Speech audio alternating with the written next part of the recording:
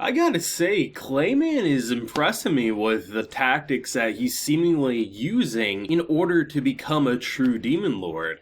I thought while watching this episode, similar to the characters, it seemed a little odd, especially when they dropped a 30,000 number of seemingly the army going to attack Rimuru and the Nation of Tempest, because we saw what he could do in part 1, and the figure was only slightly smaller than that. So what would you be able to do going up against Rimuru, Feldora, the numerous allies and nations? Like, you can't. Like, while it might put up a threat, it's not going to be something that's going to last past a day at most. And when I heard about what they're going to do to the Beast Kingdom that was destroyed, but there's plenty of refugees, plenty of innocent bystanders, which is the perfect feast for someone like Clayman, while I was like, God damn, that's evil, I also was kind of impressed, because seriously, when you hear about Demon Lords, well, that's kind of the path you expect them to take. Not everyone's gonna wait until an army comes approaching towards you, and you say, well, most of these people are probably pretty good, but I mean, they are attacking me, so this is the perfect opportunity to revive my people,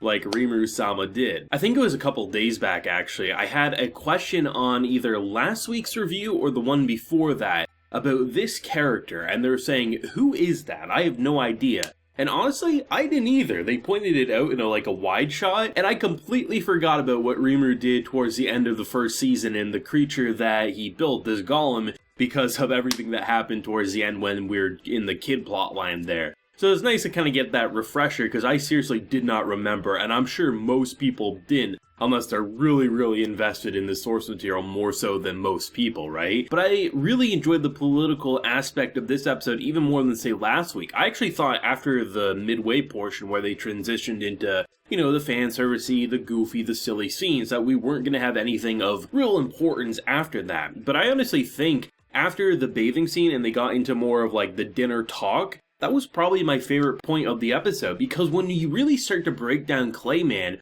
he starts seeming less like an idiot and more like, while he may not be a tactical genius, he's probably a little more tactical than many were giving credit, because I really thought Rimuru was just going to step on him, Rimuru would get the jump on Clayman, he might fight Milim for a brief moment because seemingly Milim is working with Clayman. But besides that, what would be the threat? And to actually see Rimuru admit that Clayman got the jump on him, I like, because had Rimuru not said that, I'm sure many people would have said, oh, yeah, it's a good plan, but Rimuru's still, he's Rimuru, he'll be just fine. But having the character actually admit that that's an impressive maneuver and it seemingly annoyed them, I think is going to be a good indicator that Clayman, well, he is kind of a bitch. At the very least, that bitch is making us work for that victory, which is rather nice. He may not be physically the most powerful character in the series, but he's currently surrounded by some pretty powerful characters. We get the confirmation about the hands and the different characters that seemingly we're going to have to face probably in this season anyway, and the leader of it looks like a total badass and probably was pulled from Mortal Kombat by the looks of it, and I'm expecting some form of fatalities with the army that he's leading. A part of me is curious if we're going to see a situation very similar to that of Rimuru in part 1 of season 2, when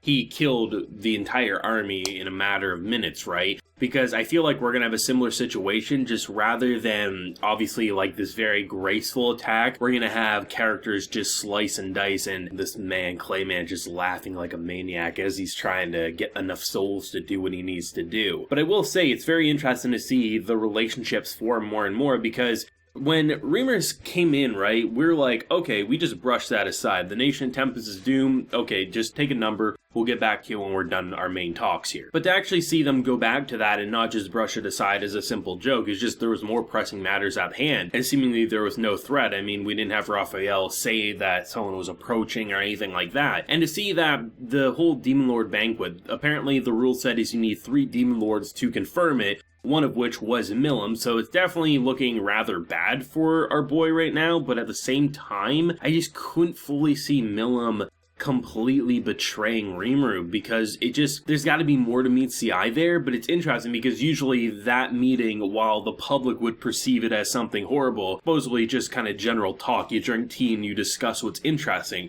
But the things that's interesting is the Nation of Tempest, and that's going to rile some feathers. But everything about it, it's not lining up. You're thinking to yourself, at least I know I was like, okay, but what could they do? Like, there was never a point to me that said what Clayman currently has would be enough, other than Milim. Milim would be a force, because as far as I know, she's one of, if not the most powerful characters in the series, and honestly, that could be devastating, but I still am not convinced Milim is full-on betrayal here. So what does Clayman have to do? Is he just going to try to kill civilians to become true Demon Lord? Like, what's going on?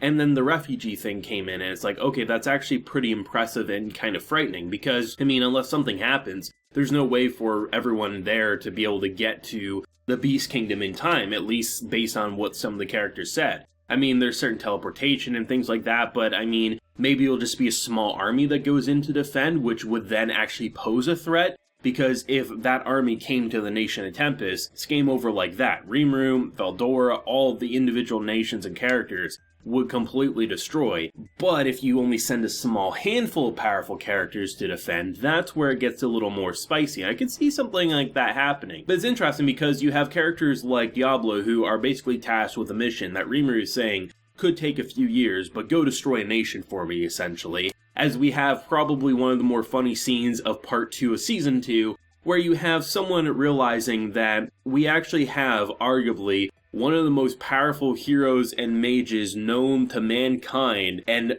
our characters are saying that there's someone so weak it would be okay to release because they won't be a threat. Going back when we had Diablo, completely reckless mage who put himself in another body. And I love how there's a misnaming. It was Ramen, and we're like, Ramen, that doesn't sound right. Razin? Wait, what's going on here? And just the realization of what's supposed to be interrogation was complete slaughter and execution, and then just the realization that everyone who views this character as powerful, the people that you're allying with are considering them weak. It's a pretty good idea that you're probably allying with them. The biggest shock to me, though, in all honesty, was the fact that the Western Holy Church might not have to be defeated, and depending on how the political pieces are being moved around and the declarations that we're working with and this and that, there might be more of a reason for the church to pull back if they see enough support on the Nation of Tempest, and it feels like it's a lose-lose for them no matter what. While they probably won't necessarily side, I can see them pushing back and it just being Clayman and what he currently has to offer, right? And that's pretty interesting to me because I really thought the Western Holy Church was guaranteed going to have to die.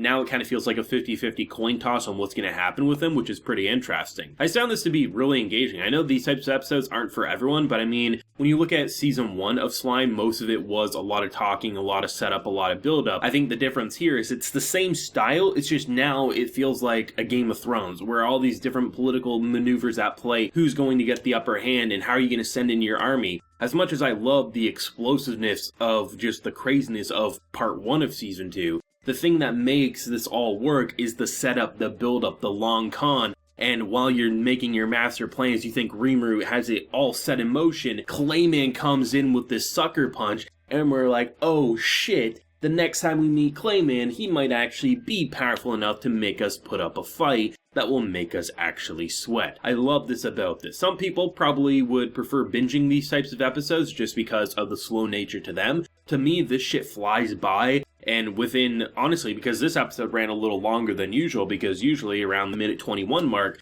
the episode wraps up and there's credits and then there's a big preview. Here, it was like 22 and a half minutes. I was like, oh my god, I thought we were watching this for 8 minutes. I thought I was only a third done the episode, and it flew by like that for me. And I'm really, really excited because the title of next week's episode seems like it's going to be the calm before the storm, probably the last bit of setup. And after that, it seems like shit's about to hit the fan, and I'm here for it. Let me know your thoughts and feelings down below, your theories, your speculations, and what do you hope to see with Milim in this season? If you don't know the source material, please no spoilers. Let me know down below, leave a like if you enjoyed, and subscribe if you're new around here. So until next time, everyone, please take care and have a good one.